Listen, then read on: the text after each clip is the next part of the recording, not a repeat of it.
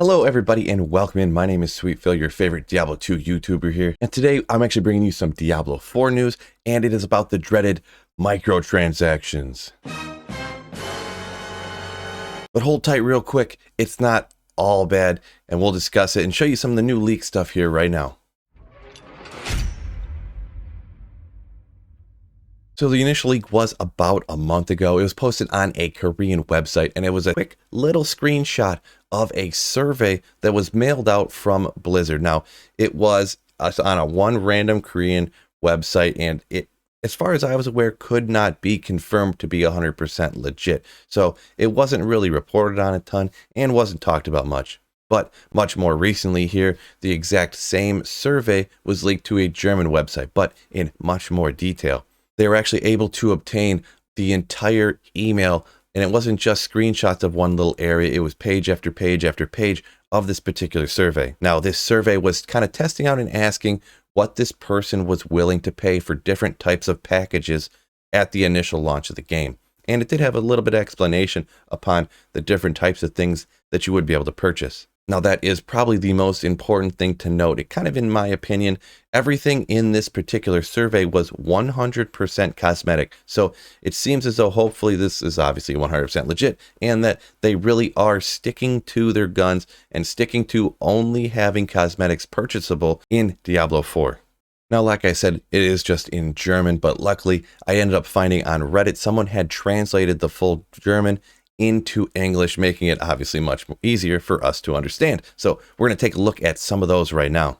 So now this page right down here is talking about a battle pass, and then this platinum, that is just short for platinum, essentially, in German. So this is what is going to be used as the in-game currency in order to purchase different cosmetics and stuff. So this is one thing I'm going to start off with a negative. I really do not like this tactic. What they will do is have these cosmetics cost like 12 platinum in order to purchase, but you buy them in packs of 10. So what you're going to do is buy 10 of them. Well, you can't quite buy the cosmetic you want. You got to buy 10 more, but then you're left with 8 left over. So what are you going to do with these 8? Well, I guess unless you want your money to be lit on fire and just go away and just have Blizzard take it for nothing, you're going to have to buy more platinum in order to get another cosmetic. But with some simple math, now you're left with 6 left over. What are you going to do with those? I don't know, just let Blizzard have it, or you're going to buy more platinum in order to get another skin. In my opinion, this is kind of a scammy way for a company to try to get your money, but it is kind of industry-wide, so it's almost expected, but it's a little bit disappointing from my point of view. Another one that's kind of surprising, I guess, is that Battle Pass. Everything is going to be cosmetic, so you're going to have a Battle Pass just to get cosmetic items, but it's going to be that whole 2-track system where if you don't pay, you can get some little things, or it'll take literally forever to get something that's even remotely wanted. But if you just pay a little bit extra per month, you can get all this sick stuff. That's how it's going to be. But once again, these are things that are just a little bit disappointing in my opinion. So we'll take a look at some of the different packages. Now, this is in euros, but it's almost a 1-to-1 between euros and American dollars right now. So take that into consideration. But they're testing different price points. Now, for the initial game with no extra cosmetics with it, it's looking that they're testing between $40 and all the way up to $80 just for the game itself. Now, if it was at that higher level, I would be incredibly kind of disappointed, I'll say once again, because if you're paying $80 for a game that has a bunch of microtransactions in it as well, that is pretty much on the crazy side in my opinion. But if we take a look at some of these other packages, you can see they're anywhere from like $80 to $150. They come with different varieties of the different skins for your character's armor. You can get your mount, you can go ahead and purchase early. You can get your mount armor. You can get different types of the cloaks, the wings, and pretty much everything I've mentioned so far. Some of them come along with different amounts of the platinum that you use in order to get more skins. Some of them come along with actually having the battle pass already along with the game. And you can actually pay a little bit extra in order to get early access to the game as well. It's just a little thing here important to note. You actually, when you purchase a skin, you actually get 5 of the skin, and you get 1 for each character. So you're not just buying one of the skins or getting one of the skins, and then you can only put it on your rogue, we'll say. And then if you want that same kind of skin for your barbarian character you have to buy another one. That's not how it is. You actually just get the skin, and it will be on every single one of your characters. So I know they do these surveys for a lot of games, but it seems a bit odd because who would ever pick the really, really expensive one? I bet you almost every single person, wouldn't they just pick the cheapest one? So I don't really know what they gather from these surveys necessarily, but they are just testing out these different price points, I guess. Now I'll just come in with my full take on it, and I'll just reiterate a word I've used several times. Some of the options that they decided to do for the monetization, I'm just going to say disappointing. At least there isn't any of the buying power and buying items and things like that, but the whole battle pass, the continually having to spend money for a thing like that, or the buying platinum in order to then use that in order to get the stuff that you actually want. It's just a scammy way to try to separate you from your money that you don't want to spend. So anything like that is always going to be disappointing in my mind. But we do live in this world nowadays. I am a realist.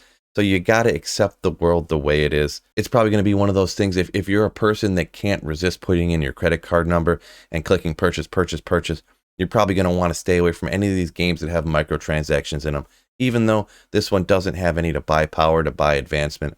Some people just can't resist things like that. So this is not going to be a game that you're going to want to touch. Now, even though this is the way of the future for the video game industry, selling you different skins and stuff so they can make more and more and more money, I honestly, it kind of makes me pause for a second and wonder about the rest of the game. Each development team and each company, they only have so much money, so much time to invest into each particular game. Now, when you have these different type of monetization systems and you got to decide how far you're going to take it, that's more time and that's more money, that's more effort that they're putting in to how to extract more money from me than they're putting time into actually making the game better and making the game as perfect as possible. I think that's a big difference why some people, not everybody, but why some people like myself feel that games 10 or 15 years ago were much better made and just overall a lot more fun than games are now. They're too busy considering, how can we give them part of a game and then sell them the rest of the game later? How much can we really withhold from them that they're going to accept without too much public backlash? Now, it's impossible to say at this point with what we know if that's going to be the problem with Diablo 4. Maybe the game's going to be absolutely great, and that's what I'm really hoping for. But it just worries me when there's so much monetization in a game, and they're already worrying about how can they get as much money for us after we already buy the game, instead of just how to make the game as good as possible. How can as many people want to play this game? And then naturally, because there's so many people playing the game, you're going to make even more money from the initial purchases. And I guess if there are some small amounts of skins and purchases like that in the game, if there's more people making it, if there's more people playing the game, then you're just going to make more money.